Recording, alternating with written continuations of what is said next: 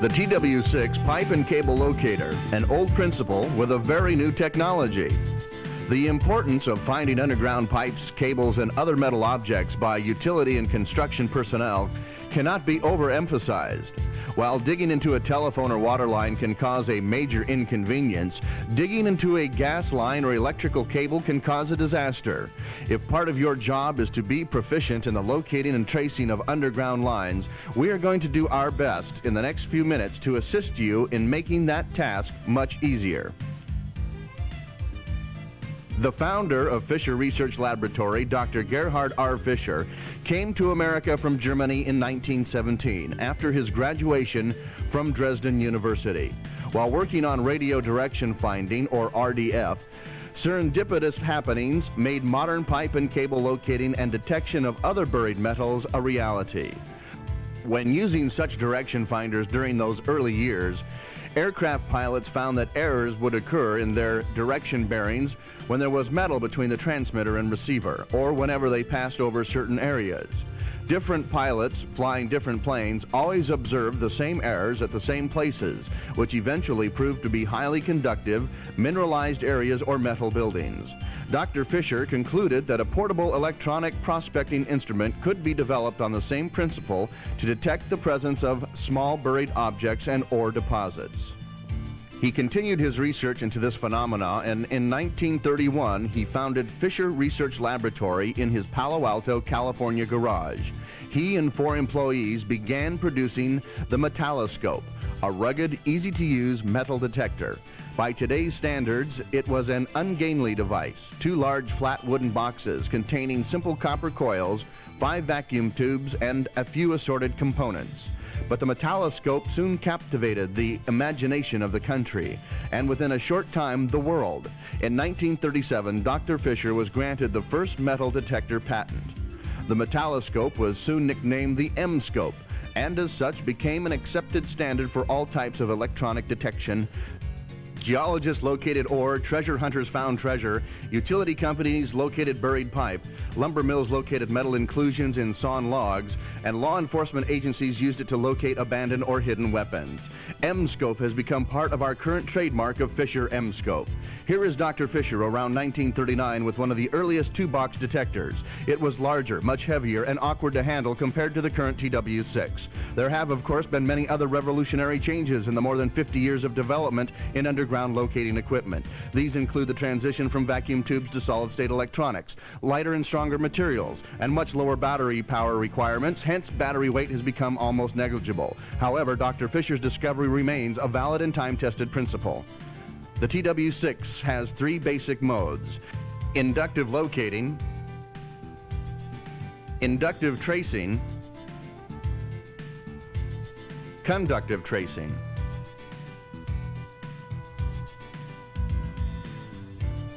Use this mode when you have no starting point or are surveying an area prior to excavation. 1 person using the accessory handle. 2 persons walking in a line to find a linear conductor such as a pipe or cable. Use this mode when you have located 1 point on a buried conductor. You can leapfrog the transmitter for an indefinite length of trace.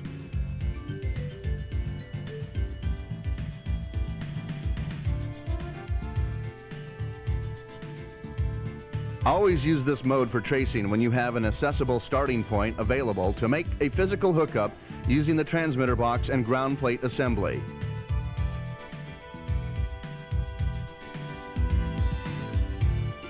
Here you see the basic instrument set of transmitter, receiver, and ground plate assembly, along with all of the accessories.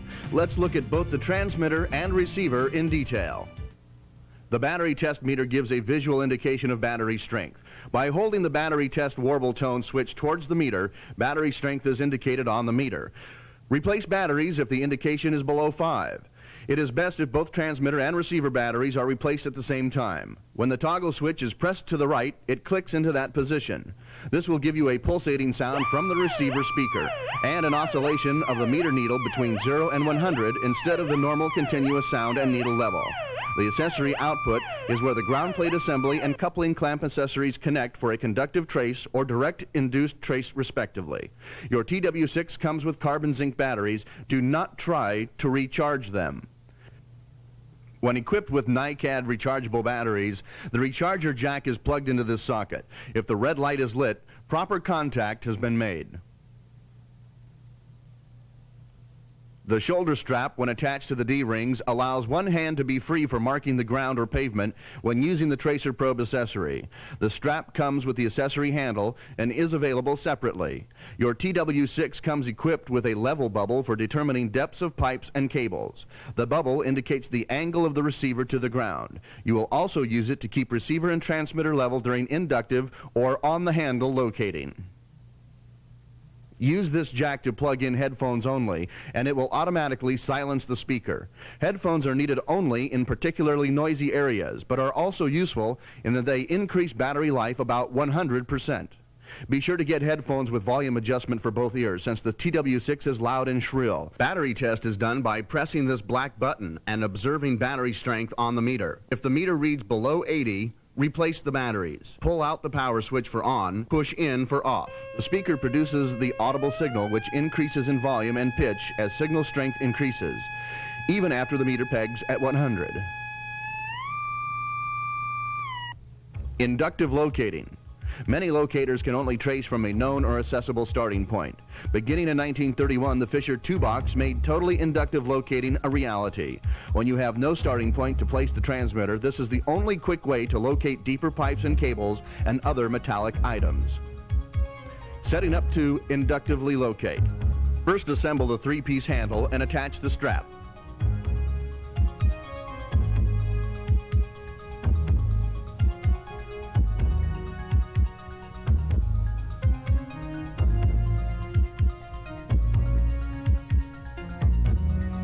Second, lay the transmitter on its back on the ground and screw in the bolt on the end of the handle with only one screw, finger tight.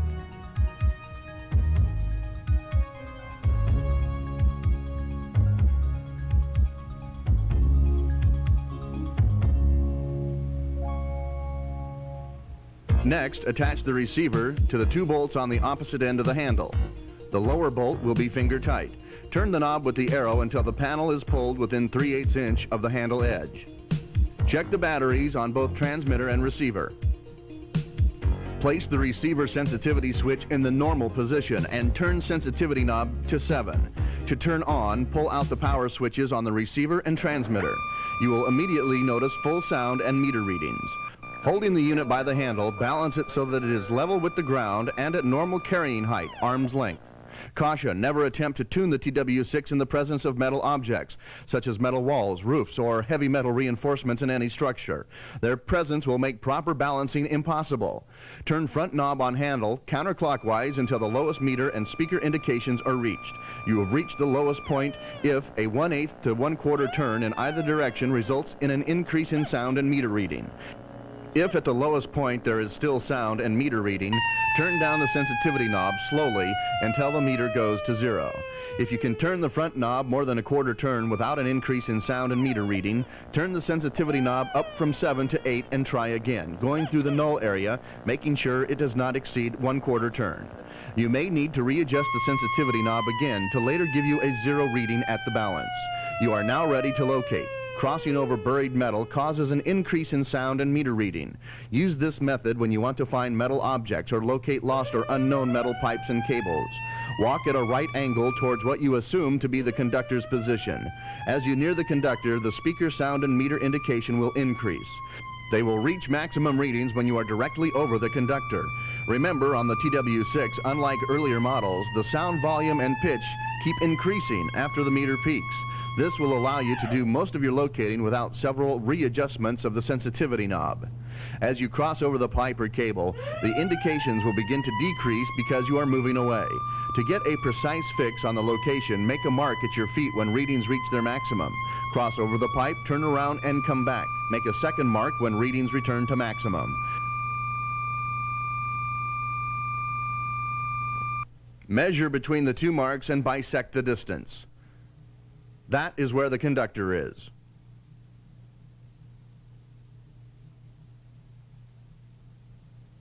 To establish the path of a pipe, cable, or other conductor, move up and down the line 15 or 20 feet and locate again. From these 3 locations, you should be able to draw a straight line unless the pipe has turned.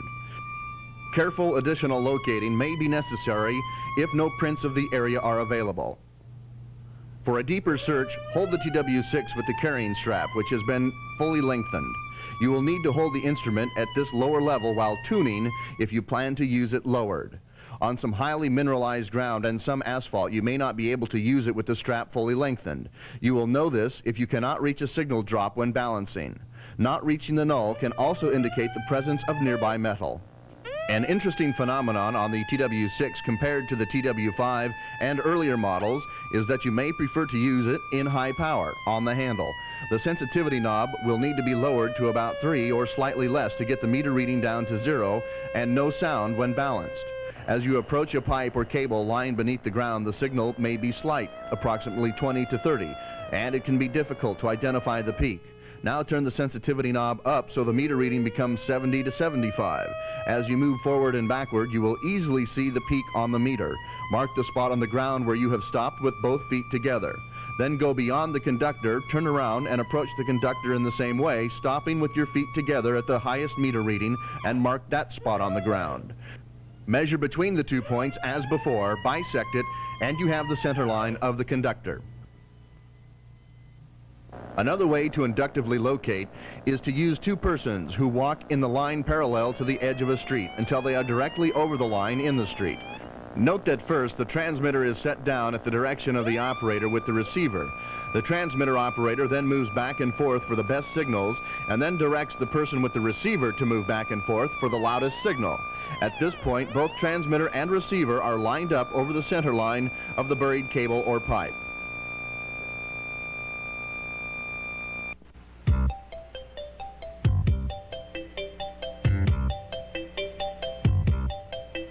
When you are certain of the location of one point on a buried pipe or cable and its general direction, you can trace its route in either direction by setting the transmitter upright over that point and walking the route while wagging the receiver over the line.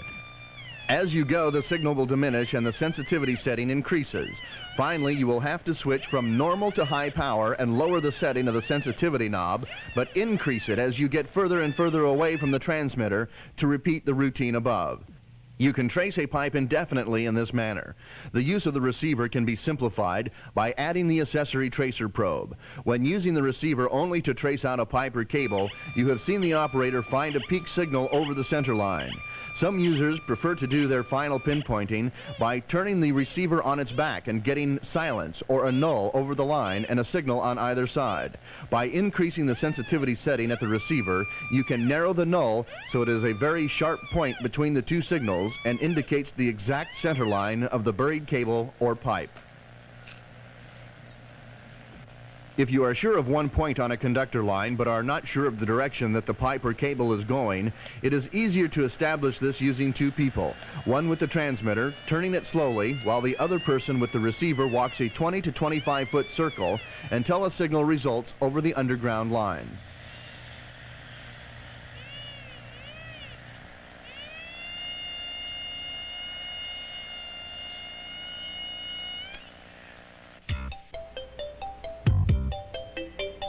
This procedure can only be accomplished when the receiver is close enough for the transmitter to receive a strong and clear signal, either inductively or conductively. With the center line of the conductor established, place the receiver above and parallel to it. Holding the receiver as close to the ground as possible, tip the receiver back until the bubble inside the depth level indicator rests between the outer edge of the center ring and the black border of the level. When it does, the receiver will be at a 45-degree angle to the level ground. Care should be taken as a few degrees of deviation will affect the final depth analysis. The operator should be facing toward the conductor center line and back away slowly at a right angle to the conductor, keeping the bubble as steady as possible. Meter indication should manually be adjusted by means of the sensitivity control to stay on scale in order to observe the point where the needle will fall to a minimum signal. After this point, the signal begins to increase again. Position the receiver at the minimum or null point. Measure the horizontal distance from the center line of the conductor to the center line of the fastener which holds the transmitter and receiver together. This distance minus the distance of the center of the locator loop above the ground distance is the depth of the conductor. Two methods of inductive tracing may be employed. In the first method, set the transmitter vertically and parallel to the line to be traced, approximately 3 to 5 feet from the pipe being traced and away from the pipe not wanted.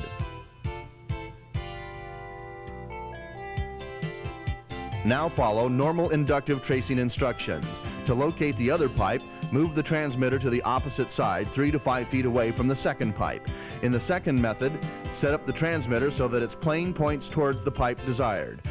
This positioning induces a maximum field in the primary pipe. The best method of tracing when you need to trace an individual pipe when another pipe is nearby is to go conductive. In the conductive mode, the transmitter energizes the pipe through direct connection. Before attaching the ground plate clamp to the conductor, clean the conductor with a wire brush. This creates a good metal-to-metal contact. After cleaning, plug the jack into the transmitter and secure the clamp to the pipe or non-energized cable. Place the transmitter in an upright position and as far away from the pipe as possible to the side opposite any other lines. As far away as possible means it will be at least 90 degrees. If you are working in an area with several other conductors near the pipe or cable you want to trace, place the ground plate as close as possible to the point at which you will fasten the clip to the pipe or cable. This will reduce the signal strength and reduces the amount of signal induced into other nearby conductors, giving a more concentrated signal in the pipe or cable being traced. Never stretch the cable plate across a conductor running parallel to the pipe or cable you are tracing, because even if you are not hooked up to the conductor you crossed over, the signal has to cross back past the path of this conductor and will induce a certain amount of signal into it. This signal can mislead you when it is traced. If you're working on pavement, simply lay the ground plate on its side, parallel to the conductor in the direction of the tracing. Weighting it down with a rock or someone standing on it makes a better ground contact. Pour some water on the pavement to improve ground contact.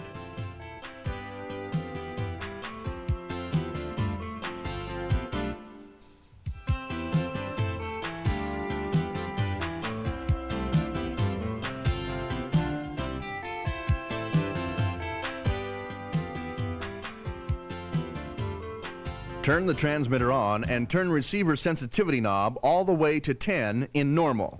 Then, when the conductor is located, turn sensitivity down to get a precise indication of the location. Use normal for ordinary tracing, high for extended tracing. In the conductive mode, you can have transmitter and receiver as near to each other as 20 feet apart, and closer yet if you use the tracer probe, without air coupling occurring. Using high power, the distance is 30 to 40 feet. Now, walk out the trace while paying attention to signal strength over the conductor. As in the inductive mode, the receiver should be carried vertically and parallel to the pipe or cable being traced. However, once the position is discovered, you may turn the receiver to a horizontal position to get a pinpoint reading. If you're dealing with a maze of pipes, trace each line and mark its surface location on pavement with colored chalk or spray paint as you locate it. Extra long yellow or white golf tees are very handy markers when locating over turf or open ground. To use the tracer probe, plug it into the receiver's accessory input jack. Adjust the receiver sensitivity knob to give an adequate tracing signal as you trace. With transmitter on and using either inductive or conductive to energize the pipe or cable, wag the tracer probe as close to the ground in front of you as possible and as nearly vertical as comfortable holding of it permits. You should start this 20 to 30 feet away from the transmitter in the most likely direction that the underground conductor is running. If necessary, circle the starting point at a 20-foot radius. As the tip of the tracer probe passes over the pipe or cable, as you wag it in front of you, you will receive a strong signal on each side of the conductor, an absence of signal or null directly over it.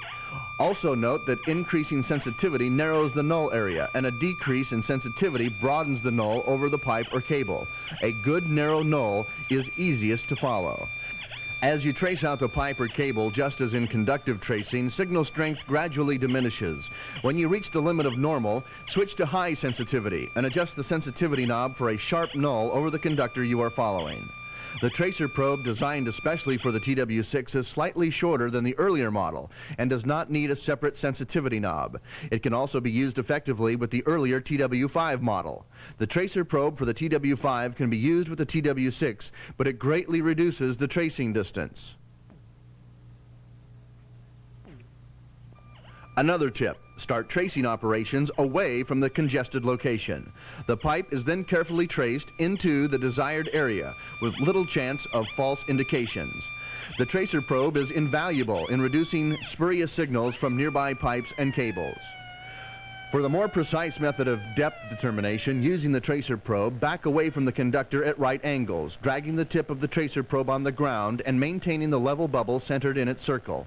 You need to be close enough to the transmitter for a strong signal so that the sound will quit or null as you back away and then resume again as you move backwards.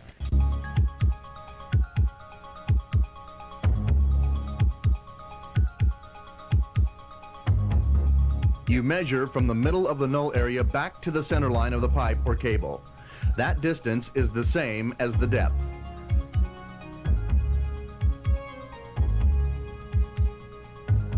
The mini probe is a miniature tracer probe. Use it to work in tight areas, as in identifying a strand of cable.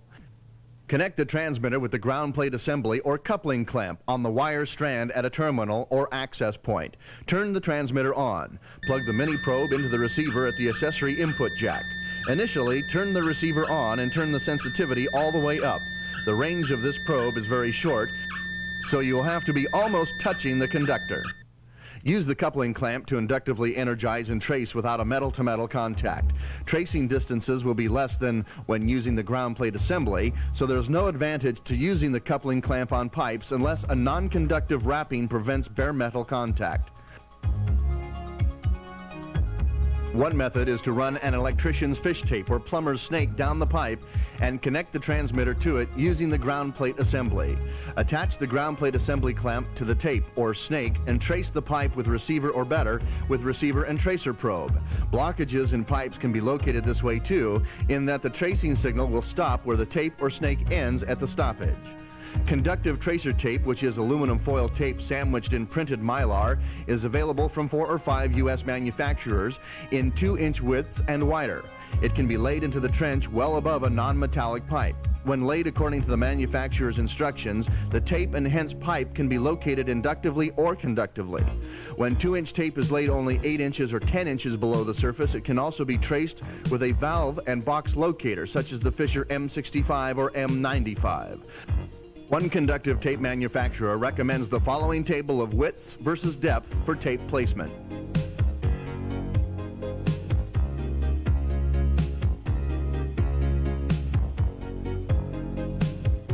After the pipe or cable has been carefully located, and if it is important to very accurately determine its depth, the depth finder probe is the accessory to use. First, a depth determination should be done using the receiver or receiver and tracer probe. Secondly, make a 3/4 inch or larger hole in the ground within a foot of the edge of the pipe and deeper than determined above.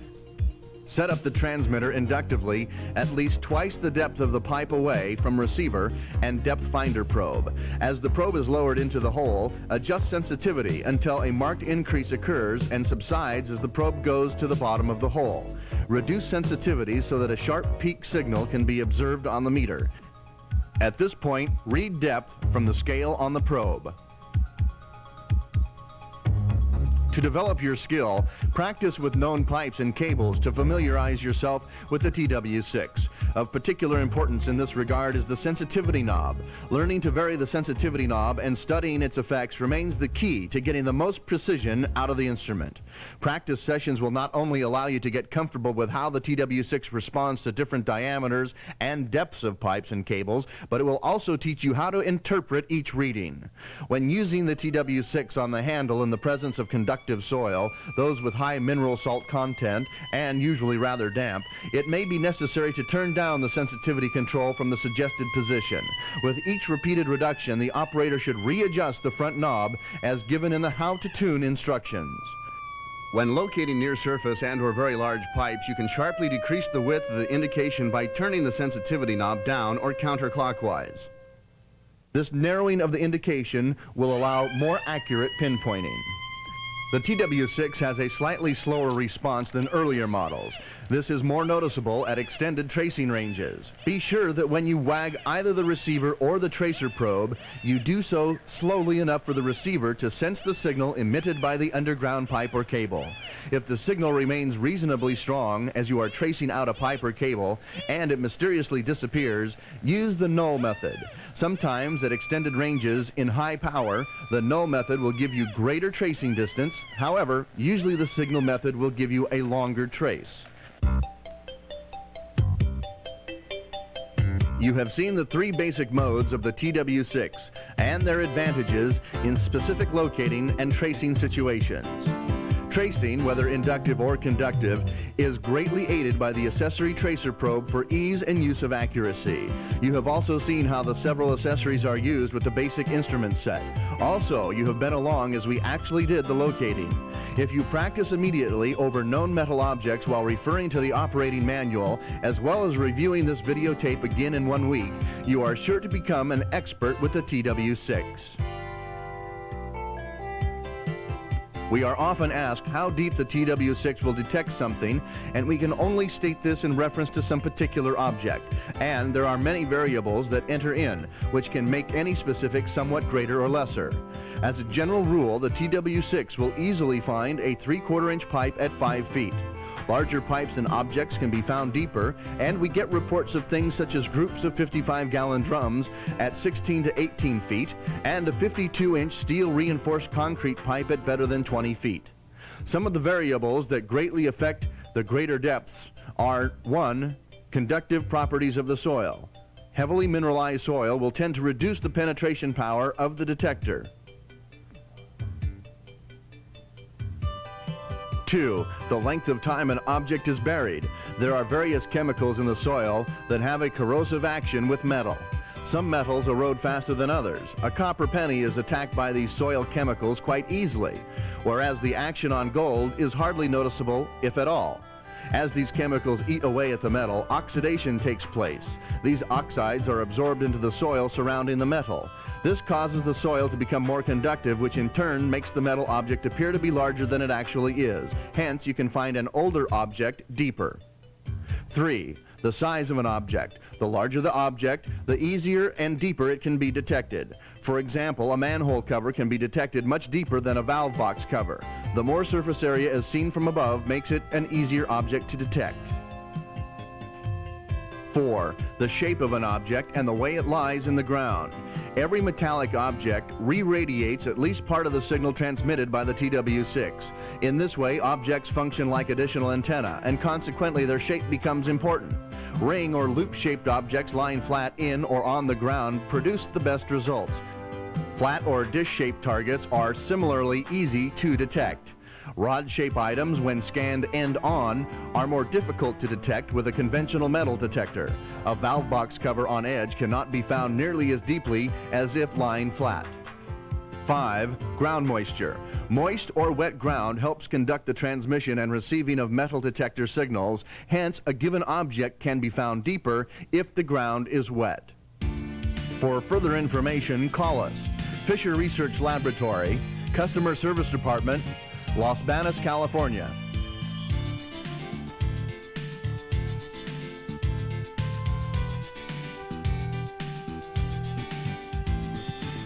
Fisher also manufactures and sells worldwide the following: cable fault locators to trace the route of underground cables and pinpoint breaks or short circuits, leak detectors to acoustically sense liquid and gaseous leaks, voltage detectors, a non-contact way to sense whether wiring or objects are electrically charged, property marker locators, which only sense the presence of iron objects such as property markers, water level indicators to find the standing level of water in wells, valve and box locators and rebar locators to find buried or paved over valve boxes, manholes, vaults, etc., metal detectors for amateur and professional treasure hunters, archaeologists, and hobbyists.